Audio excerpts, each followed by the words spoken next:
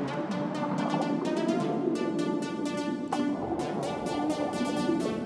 came to pound it out.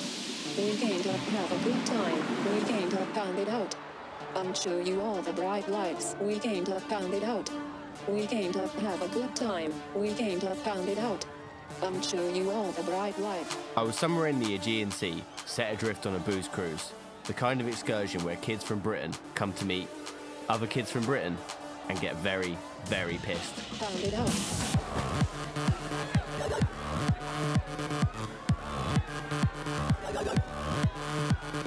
So girls, how are you enjoying Cos so far? Yeah, we're loving it. It's absolutely amazing. So guys are fucking gorgeous. All the street men are beautiful. The nightlife are cheap. The nightlife is mental. The hotel is party was insane. I drowned in foam. I loved it. It was up to my eyes. A-levels were over.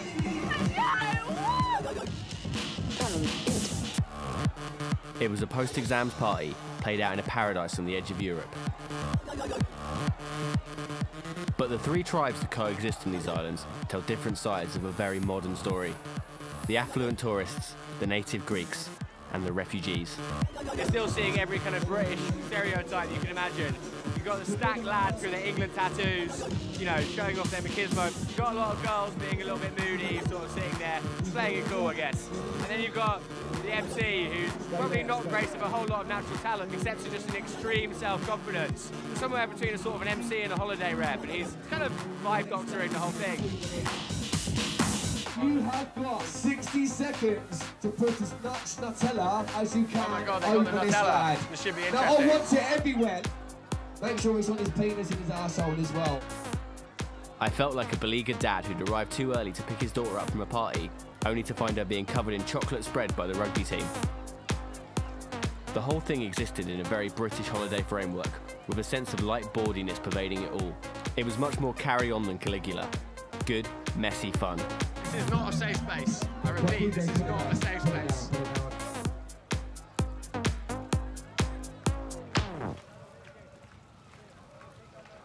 It's 9 o'clock, the boat party's coming to an end. The experience and this real beauty of the surroundings just isn't something on offer at home.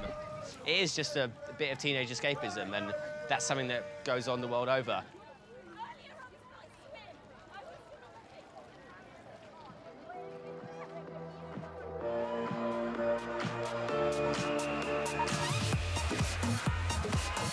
This is Cos Town.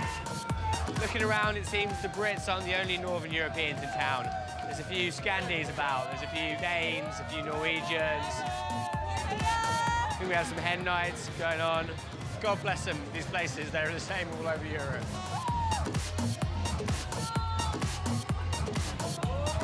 The economy here is massively dependent on holidaymakers from the north of the continent coming and spending their money. Those £1 shots, £10 beer pong sessions, £20 boat rides are the main source of income.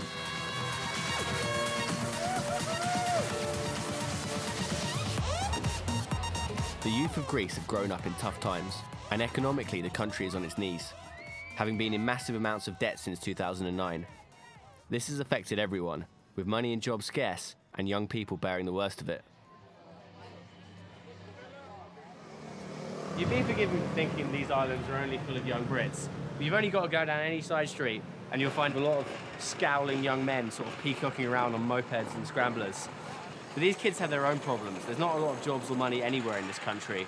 And with tourism such a big industry here, it must be quite a bitter pill to swallow, knowing that the only way you can make your income is collecting glasses for piss Brits.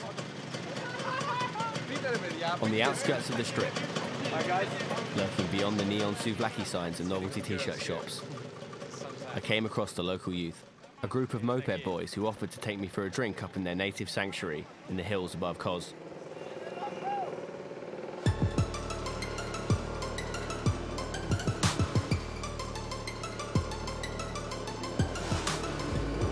I didn't think I'd be spending the evening riding around in a Greek teenager's moped, but here we are.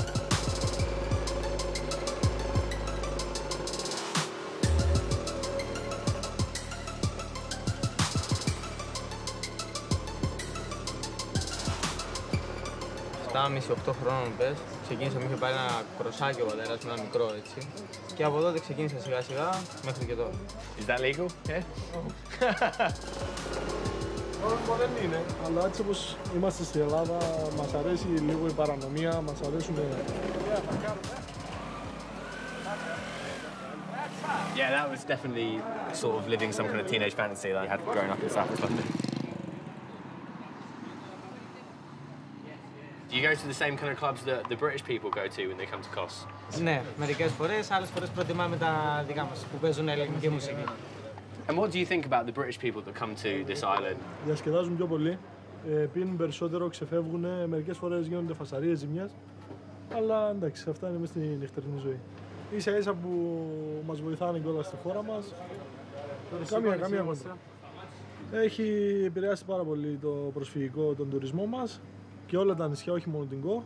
Για τον οποιονδήποτε πρόσφυγα αντιμετωπίζει έναν πόλεμο στη χώρα του ή έναν διωγμό λόγω κρίσης ή λόγω έλλειψης δουλειάς και δεν έχει να βοηθήσει την οικογένειά του και αυτά, γιατί αυτό είναι και πρόβλημα σε εμάς, στους ντόπιους εδώ πέρα.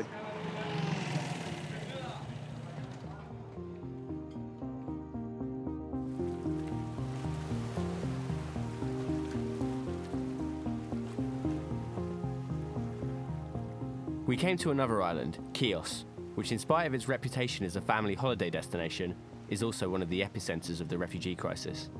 Just walking down here, you can see what I'd imagine is probably the remnants of a refugee boat. As you can see, it's a sort of not very big inflatable thing. And what they actually do is they slash these to make sure they can't be sent back by the police. This time last year, there would have been thousands of these. The Greek islanders have had to learn to live with refugees as a new group, struggling to survive on these bleached rock utopias. June 2015 saw the worst of the crisis, when the number of boats arriving rose by 750%. A year on, and 8,000 refugees remain on the islands. The biggest camp in Chios is the Vial camp, a huge, sprawling, temporary complex up in the hills. A halfway house for those lost in a nightmare of human bureaucracy. With very little money and no places of their own, the young people of the camp weren't left with much to do with their time. However, the refugees were provided with transportation to the local town. So we just followed the bus down from the camp, and we noticed that the first stop before you get to the town is actually the beach. But what's strange is that this is the same beach that most of them would have landed on when they made their journey over from Turkey. Most of those who'd made it here were fleeing the conflicts in Afghanistan, Syria, and Iraq. But that wasn't necessarily the case for everyone. We'd heard about a guy called Rami who'd been stuck on the island for 4 months. How's it going? I'm Clive. Rami, nice to meet you. How you doing? He'd had to flee his affluent life in Lebanon, or face being recruited into the militant group Hezbollah. How did you get here? I came from Turkey in boat. The Greek police come in the water to take us to the port. And how many people are on this boat? 65. Was it dangerous? Yeah, sure. Yeah. Sure. And how much did you have to pay? $1,000. Wow. What was your life like in Lebanon? Very good. I'm a DJ. I have my sound systems, my equipment, my many girlfriend. I have many things. What kind of music do you play? Trance, house, techno tech. My name is Rami Alpha, DJ Alpha. I suppose there's not many refugees who are trance DJs in the camp. Just me. I can teach you. Yeah, you can teach me? Yeah. We should get a set together and play it somewhere. Okay, no problem. I'll find a bar. Okay. Yeah. Okay, no problem. Let's do it. Okay.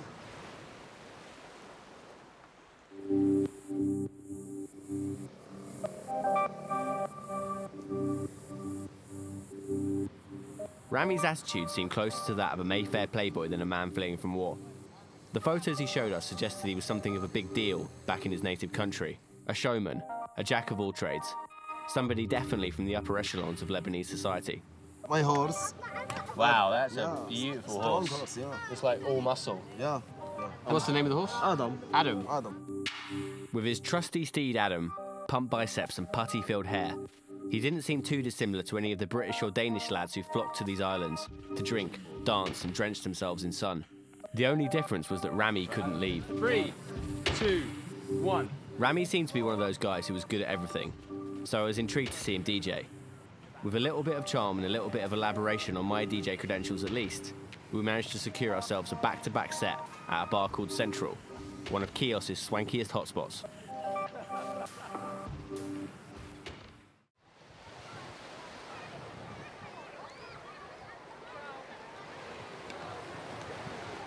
We heard about a notorious figure in Kos, with an even more notorious beach party, Tarzan. Tarzan was the party mayor of the island, an aging beefcake in a loincloth, with an outlandish way of selling his parties.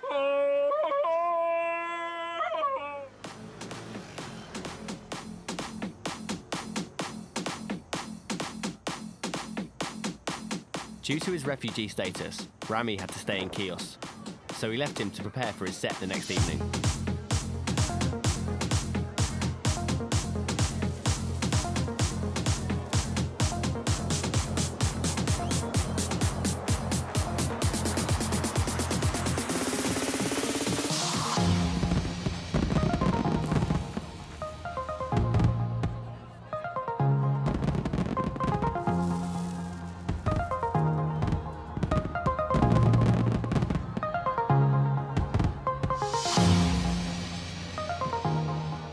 You know what kind of night it is when the watermelons carcasses start piling up?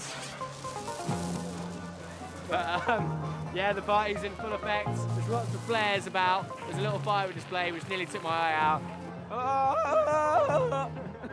Sadly, Tarzan's changed into his civvies. I lost my voice. People have a good time. That's most important, you know. We like all the countries. We are not racism Greece. Even the Brits. Every people. Brit is the most crazy. That's nice. So this is it. Kos Beach, 2016. Tarzan's bar.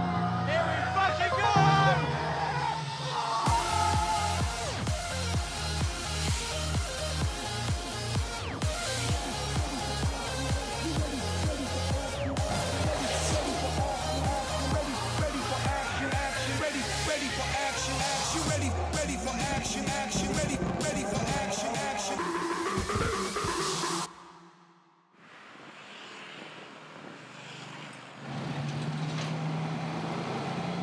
So Rami's got his DJ set coming up, and unfortunately all his CDs are back in storage in Lebanon.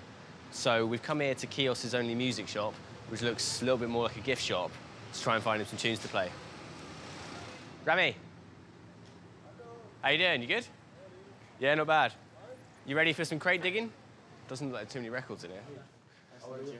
Nice to meet you. Nice to meet you too. We are looking for some music. What you have here? Good. Tiesto. Yeah, Tiesto. This is your kind of stuff, isn't it? Yeah. Tiesto, Afrojack. Why is Tiesto your favourite DJ? Because he's great. I love. Yeah? Tiesto and Armin van Buuren. He's the richest DJ in the world. Yeah, sure. Tiesto. Gatecrasher's very trancey. What have we got on this? Chicane.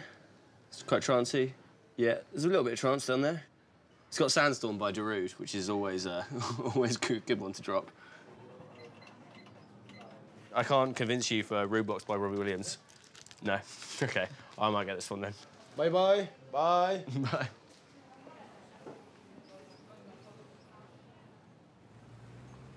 What is it like as a young person who likes clubbing and drinking and all that kind of excessive stuff to find themselves in a situation that's so difficult and so desperate? أنا بحب بلدي كتير وبحب عائلتي كتير بلبنان وحبيبتي بلبنان. طلعت غصب عني لأنه حزب الله بده ياني اشتغل معه بالقوة.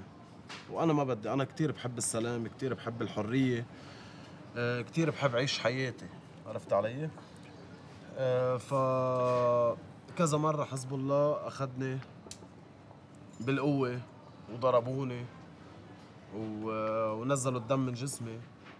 يعني بضل الموضوع هون أرحم من بلدي كونه هون ما في حزب الله. You know? But أنا مجبور كون هون.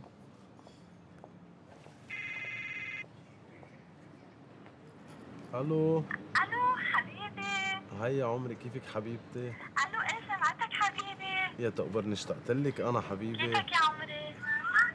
خلي نينا تقول لي بابا يا بيبي. ماما. نينا تعال احكي لبابي. سيلينا. زعلانة ما بدها تحكي. ما بدها، اوكي مثل ما بدها حبيبتي. مشتقت لك كثير. انا اكثر اكثر اكثر. يلا باي باي حبيبي. باي بيبي باي باي. باي عمري باي. باي. It must be difficult. I miss him. But I'm here now. You're alive.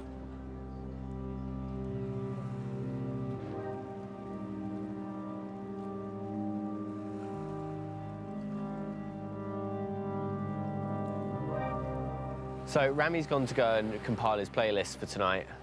He's gone to burn some CDs off his friend's laptop. Hanging out with him the last couple of days has been a really quite intense experience and really shown us a kind of a side to this refugee crisis that you really don't usually see.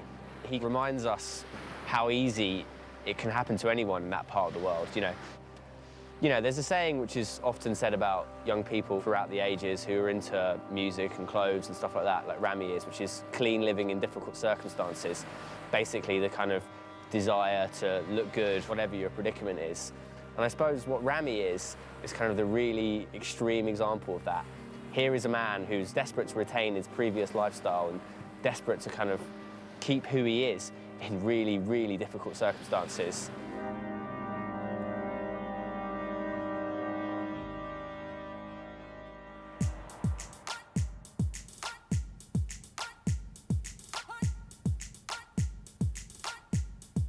So tonight, Rami is DJing in town.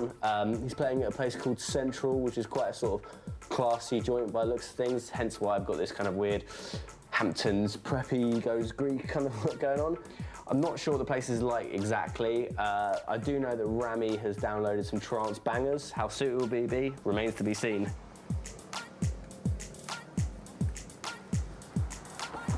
How you How are doing, you? man? Fine? You good? I'm good, yeah. You excited? Yeah, sure. Today you can hear, Yeah. and you can drink, and you can dance, and you can sing.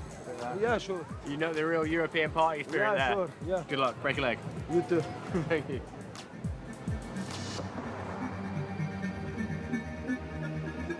Despite Rami's unshakable confidence, I was apprehensive. He hadn't DJ'd in months, and there was no backing out now. With everything he'd been through, did he have it in him to pull off the set?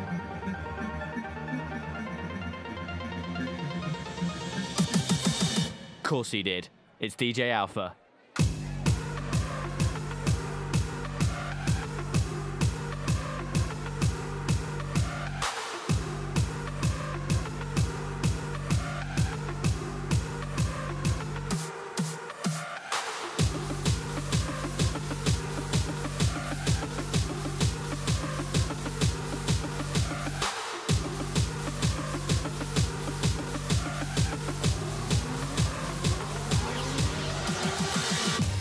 It was incredible to see Rami getting a rare moment to let loose and be the person he used to be, when his current predicament seems so inescapable. This was triumph over adversity, Eurotrance style.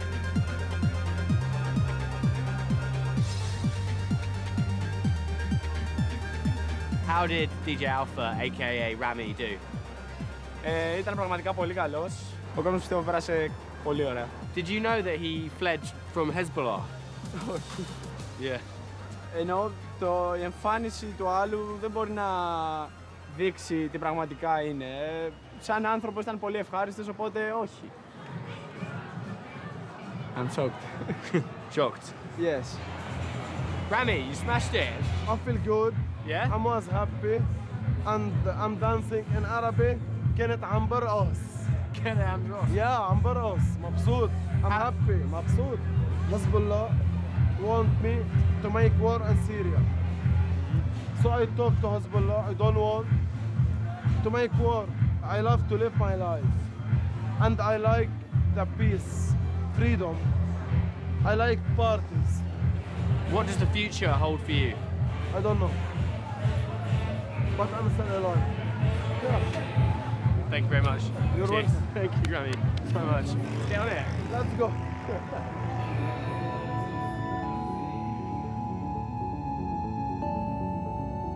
On first impressions, the three tribes that inhabit these islands couldn't be further apart. Yet there are inherent similarities in their situations. On one hand, you had the holidaymakers looking for some escapism from their North European affluenza. Then there were the native Greeks, who were having to live through this constant flux, clinging on to tourism, begrudgingly making room for the refugees, and waiting for better days. And then you had the refugees themselves, who'd come here expecting paradise, but instead found purgatory, with no idea how long they were here for. They were all passing time on these archipelago paradises, looking for some answers, but not getting any. But when you look at the moped boys wheeling through the hills, Rami throwing his shapes behind the decks, and the Brits doing what they do, then you can see the incredible tenacity of young people in the face of things crumbling around them.